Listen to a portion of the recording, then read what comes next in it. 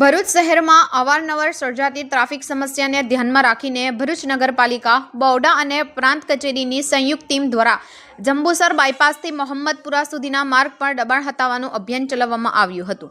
આ કાર્યવાહી દરમિયાન જેસીબી અને ટ્રેક્ટર સાથે પહોંચેલી દબાણ ટીમે કાચા પાકા દબાણો દૂર કર્યા હતા।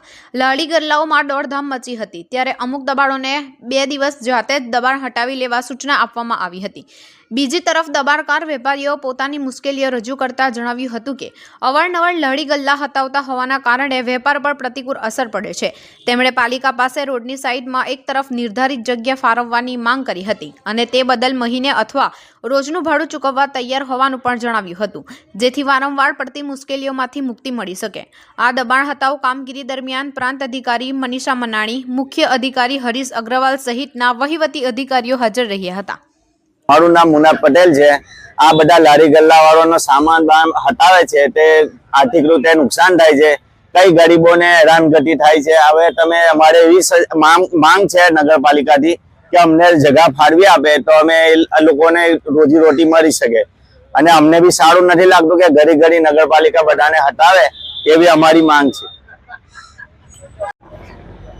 જંબુસર ચોકડીથી મોહમ્મદપુરા રોડ ઉપર ટ્રાફિકની સમસ્યા ધ્યાને લઈ નગરપાલિકાની ટીમ, બૌડાની ટીમ આજરોજ અમે સર્વે માટે નીકળ્યા છીએ।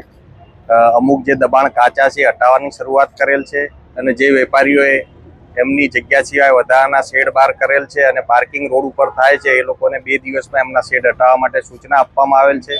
2 દિવસ પછી નગરપાલિકા અને બૌડાની ટીમ સંયુક્ત રીતે જે દૂર કરાવવાનું થાય છે દબાણ અથવા તો ટ્રાફિકને અડચણરૂપ જે કોઈ બાંધકામ, એ કાર્યવાહી અમે હાથ કરીશું। સર, અવારનવાર જ્યારે પણ નગરપાલિકા દ્વારા કે બૌડા દ્વારા દબાણ હટાવવામાં આવે છે પણ ફરી વખત દબાણ થઈ જાય છે, એનું સોલ્યુશન શું?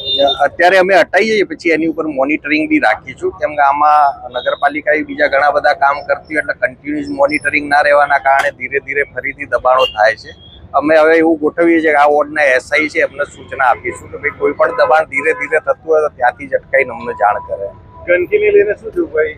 આજ રોજ અમે નીકળ્યા છીએ। ગંદકી માટે બી નગરપાલિકાએ લગભગ છેલ્લા 15 દિવસથી જુદી જુદી ટીમો બનાવી ગંદકી અને જે પ્રતિબંધિત પ્લાસ્ટિક જબલા છે એના માટે કાર્યવાહી હાથ ધરેલ છે। અમારી ટીમો જુદી જુદી એરિયામાં ફરે છે અને જ્યાં આવું દેખાય ત્યાં દંડ પણ લે છે।